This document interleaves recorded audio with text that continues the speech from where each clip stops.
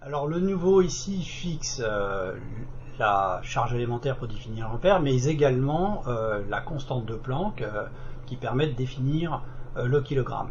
La fixation de ces deux constantes correspond en fait à l'adoption de la mécanique quantique en métrologie et plus particulièrement de la théorie quantique du solide.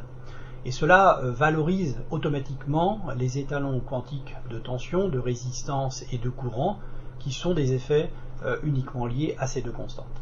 Ainsi, l'effet Josephson et l'effet quantique permettront la réalisation du volt et de l'ohm avec des incertitudes beaucoup plus faibles, uniquement liées à leur mise en œuvre et non plus contraintes par l'ancienne définition.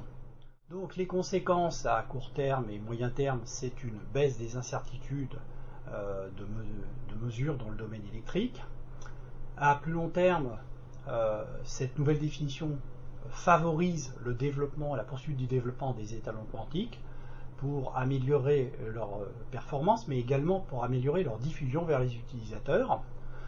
Une des pistes est même de les combiner entre eux pour élargir leur champ d'application.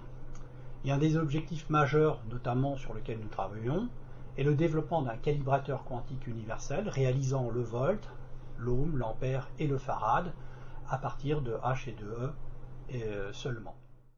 Par ailleurs, ce nouveau ici accompagne une nouvelle ambition industrielle. Il s'agit désormais d'exploiter des états quantiques cohérents, intriqués, voire des quasi-particules uniques pour réaliser de nouveaux développements de technologies quantiques.